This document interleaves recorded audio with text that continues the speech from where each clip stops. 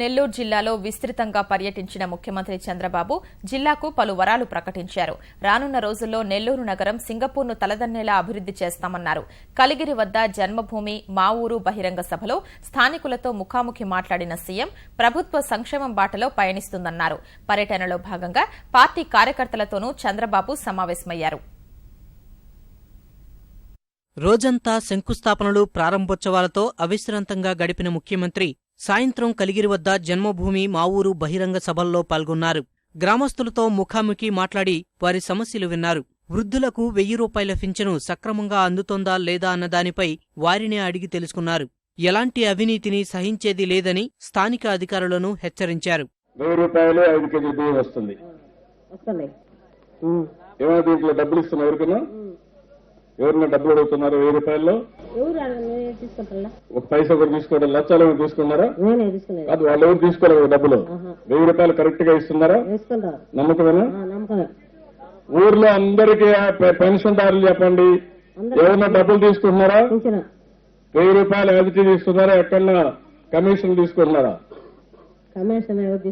లేవు. ఇలాంటి వాళ్ళని చూసిన తర్వాతనే నేను ఆలోచించింది. 2 కూతుర్లు ఈవిడికి వేరే ఊర్లో ఇచ్చింది. ఇంట్లో ఎవరు లేరు. కూలి పని చేసుకుంటే ఆ రోజు పూట గడుస్తుంది. అనారోగ్యం వస్తే కూలికి పోలేకపోతే ఫస్ట్ పడుకోవాలి. అందుకే నేను ఆలోచించింది, ఇలాంటి పిల్లలు లేని వ్యక్తులకు, చూసుకోని వ్యక్తులకు 1000 రూపాయలు ఇచ్చి 5 కేజీలు బియ్యం ఇస్తే చాలా వరకు ఉపయోగపడుతుంది. అందుకే నా జీవితంలో చాలా హ్యాపీయెస్ట్ మూమెంట్ ఏంటంటే, ఇలాంటి ముసలి వాళ్ళకి, ఎవరూ చూసుకోలేని పెద్దలకి 1000 రూపాయలు ఇవ్వడం. నేను ఆ రోజు ఒక మాట చెప్పాను, మీకు పెద్ద కొడుకుగా ఉండి మీ కుటుంబాన్ని ఆదుకుంటానని. అది ఈ రోజు నిరూపించుకున్నా. నాకు చాలా సంతోషంగా ఉంది, చాలా సంతోషకరం.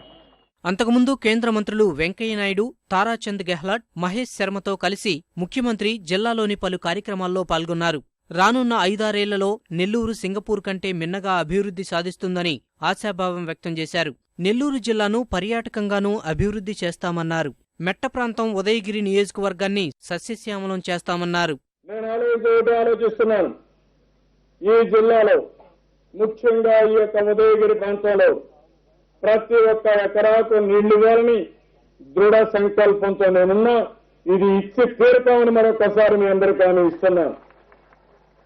మిమ్మల్ని వేరేది ఒకటి, మీరంతా ఒక 5 ఎకరాలు 10 ఎకరాలు భూమి ఉండే ప్రతి ఒక్కరూ పంట సంజీవని కింద ఒక ఫామ్ పాండ్ కోరుకోవాలి.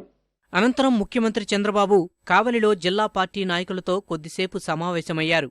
ఆ తర్వాత నీటిపారుదల శాఖ, ఇతర శాఖల అధికారులతో సమీక్ష నిర్వహించారు. రాత్రికి కావలిలోని రహదారుల భవంతుల అతిథి గృహంలో ముఖ్యమంత్రి బస చేశారు.